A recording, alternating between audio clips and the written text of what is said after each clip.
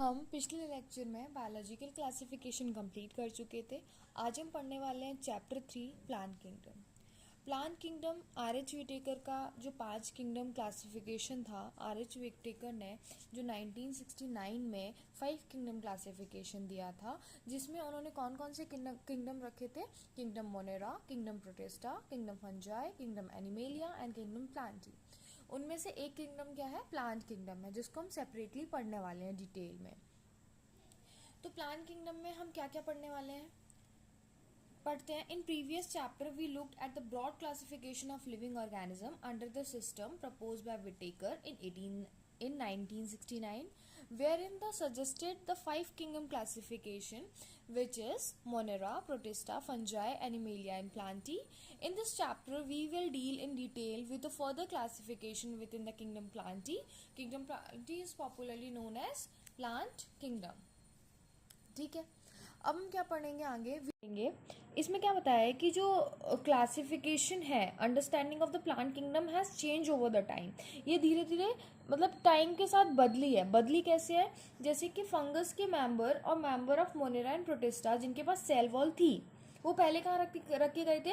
वो plant kingdom में ही रखे गए थे। बट जैसे जैसे हमने फर्दर स्टडीज़ की, फर्दर हमें चीज़ें पता चली, तो हमने इनको हटा के इनकी अलग किंगडम बना दी। ठीक है, वही लिखा गया है। We must stress here that our understanding of the plant kingdom has change over the time. Fungi and the member of the Monera and the Protista having cell wall have now been excluded. Excluded मतलब हटा दिए गए हैं from the plant kingdom through the earlier classification placed them in the same kingdom. Though earlier classification जो हुआ था, उनने इनको same kingdom में place किया था। किसके basis पे? cell wall के basis पे। So the cyanobacteria that are refers to as blue green algae are not algae anymore. हमने पिछले लेक्चर में ही पढ़ा था cyanobacteria क्या होता है।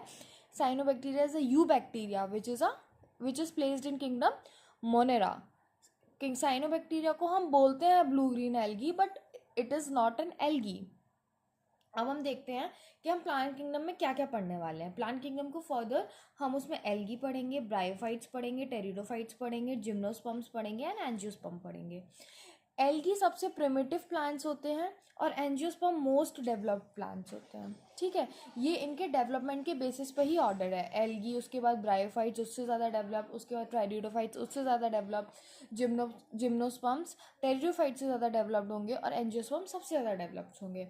हमें पता है angiosperms are the flowering plants. ठीक, क्लास 12 में चैप्टर भी है। ठीक है, उसके बाद algae, bryo, pterido, gymno and angiosperms में तो जो एल्गी होती है ना, वो अपनी most of the life cycle, most of the life span haploid condition में बिताती है। तो इसलिए हम उसको क्या बोलते हैं कि उसका जो फेज, जो बॉडी है, वो क्या होती है? गैमेटोफिटिक होती है। और ब्रायोफाइट्स में भी सेम होता है, गैमेटोफिटिक होती है बॉडी, क्योंकि अपना मोस्ट फेज किस में बिताते हैं? गैमेटोफिटिक कंडीशन में बिताते हैं। और टेरिडोफाइट से लेके एंजियोस्पर्म तक बॉडी कैसी हो जाती है? डिप्लॉयड हो जाती है, मतलब बॉडी सेप्रोफिटिक हो जाती है। मैंने आपको बताया भी था कि ये जो एल्गी से एंजियोस्पर्म तक का जो ऑर्डर है, वो एक्चुअली डेवलपमेंट के बेस पे है। तो एल्गी प्रिमिटिव है, तो इनमें हैप्लॉइड है, ब्रायो में भी हैप्लॉइड है, उसके बाद डिप्लॉयड हो जाएगा, मतलब सेप्रोफिटिक हो जाएगा। अब एक वर्ड थैलॉइड भी फ्रीक्वेंटली यूज होता है। तो थैलॉइड एल्गी के लिए यदि हम यूज़ कर रहे हैं, तो थैलॉइड किसी के लिए भी यूज़ कर रहे हैं, नॉट फॉर एल्गी ओनली। यदि हम थैलॉइड यूज़ कर रहे हैं तो उसका मतलब होता है कि उसमें ट्रू लीव्स और ट्रू स्टेम और ट्रू रूट्स प्रेजेंट नहीं है। हम देखें एक्चुअली इसमें लीव्स और स्टेम और रूट्स नहीं प्रेजेंट होते हैं। ठीक है, और एल्गी कहाँ रहते हैं? एक्वेटिक होते हैं मोस्टली। एल्गी पानी में रहते हैं। प्लांट्स कहाँ से स्टार्ट हुए? पानी से स्टार्ट हुए, धीरे धीरे धीरे धीरे धीरे टेरेस्ट्रियल हुए। ऐसे हम पढ़ेंगे। जैसे अब दोबारा मैंने बोला कि एल्गी प्रिमिटिव है तो पानी में रहेंगे। अब एंजियोस्पर्म कहाँ रहते हैं? एंजियोस्पर्म टेरेस्ट्रियल होते हैं, क्योंकि मोस्ट डेवलप्ड हो गए हैं वो। और जो ब्रायो होते हैं वो क्या होते हैं? एम्फीबियंस ऑफ प्लांट किंगडम होते हैं। एम्फीबियंस क्या होते हैं? एम्फीबियंस वो होते हैं जो पानी में भी रह सकते हैं और बाहर भी रह सकते हैं। तो they are the amphibians of plant kingdom.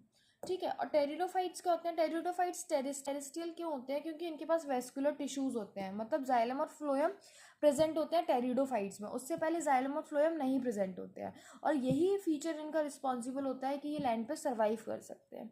तो धीरे धीरे आप देखो कि कैरेक्टरिस्टिक में डेवलपमेंट हो रहा है। ठीक है,